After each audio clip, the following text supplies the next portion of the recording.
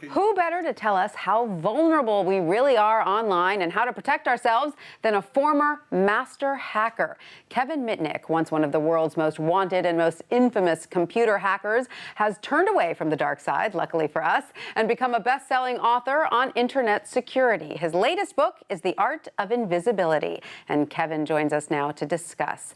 Hi, Kevin. So great to have you here. Thank you. So Great to be here. let's start with what everyone starts with, I'm sure, your fascinating past. I understand that as a hacker, you broke into, what, 40 corporations? Yeah, and where I started off as a young kid, I was fascinated with magic. So I used to go to the magic shop and watch the guys perform the tricks so I could learn the secret, because as a young boy, I always wanted to know the secret to the tricks. So then when I went to high school, I met this kid who could work magic with the telephone. And he was involved in this thing called phone phreaking, where he could get anybody's unlisted number. He could, call the Pope. He could dial a secret number and get the number you're calling from, just like kind of like magic tricks. So that drew you in. Yeah, and I was a prankster. Right. So I used to do things like change my friend's home phone to a payphone. So whenever his parents tried to make a call, please deposit 25 cents. So I started off as a prankster and then got involved in computing because I wanted better control of the phone company's systems to pull better pranks.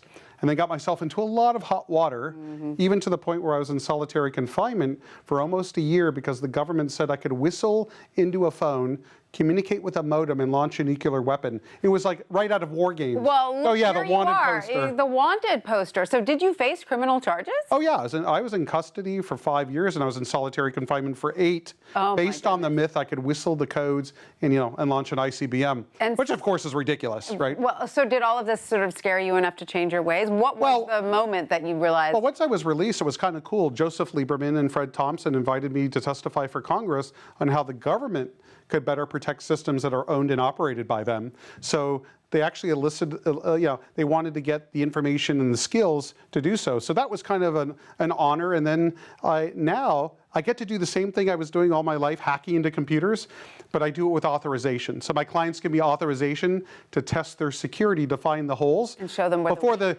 older Kevin Mitnicks break in, right? Right, where the weaknesses are. Now, of course, your first book was Ghost in the Wires? No, it was Art of Deception. Art of Deception. Then Art of Intrusion. Then my life story was Ghost in the Wires. Okay, right. Yeah. So you've written several books about this and internet safety.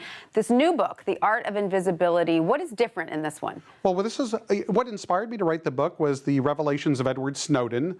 And then I realized, wow, we have zero privacy in this world. And I wasn't concerned more, about NSA. I was more concerned, like, could somebody steal my identity? Could a school eavesdrop on their students, for example? Could your boss at work, spy on you and listen to your phone calls? So I wanted to give people the tools to better protect their privacy. So this is what the book does, is I have it chocked full of stories and anecdotes and how to protect. And now, for example, real quickly, there was a school district that actually gave out students free MacBook Pros, which are laptops. And what they didn't tell the students or the parents is it had spyware. And it turned out the school got caught turning on student webcams in their bedrooms and spying on them. Oh, that's so scary. So that's so good to know. You also say that we should not link our devices. I know that so many of us have our computers linked to our phones, linked to our iPads. Well, that's qualified. Okay. So I have a friend who's a TV personality, and he was involved in the dating scene for quite some time, and he met the girl he fell in love with here in New York, moved her to Los Angeles. They go to the Apple store, they buy new iPhones. He buys her an iPhone, buys himself an upgraded one. And then he just for convenience, just has the Apple tech log her phone into his iCloud account, because why not? Right. So what ended up happening is all his past relationships, all the photos went to her phone. All the text messages went to her phone, and it was a disaster, right? I'm glad they were able to work out everything, but I mean, they had to move the house, couldn't have the same furniture that was, couldn't go to the same restaurants. So she recognized everything from the photos. From the photos. Couch. Get her, That goes. So that brings up the larger problem of iCloud, though. Are we storing too much in the iCloud? Will it be easy for someone to hack into our iCloud and find all this personal information about us? Well, in the book, I describe what you could do to protect yourself. Don't forget, your iCloud account is protected by a password. It's usually easy to crack people's password. Remember the celebrity nude photos that happened, last year? Yeah. That was because the bad guy was sending phishing attacks. What that is a fake emails that would trick people into putting in their username and password.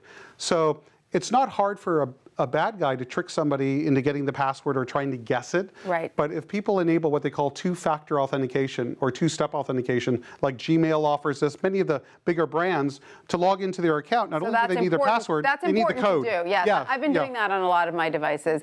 Do you have any sort of specific advice, if there was any takeaway that you wanted to give viewers about protecting themselves online? What would that be? Absolutely. Quick 5, Yeah. use a password manager. Don't create your own password, like 1Password, use it offline.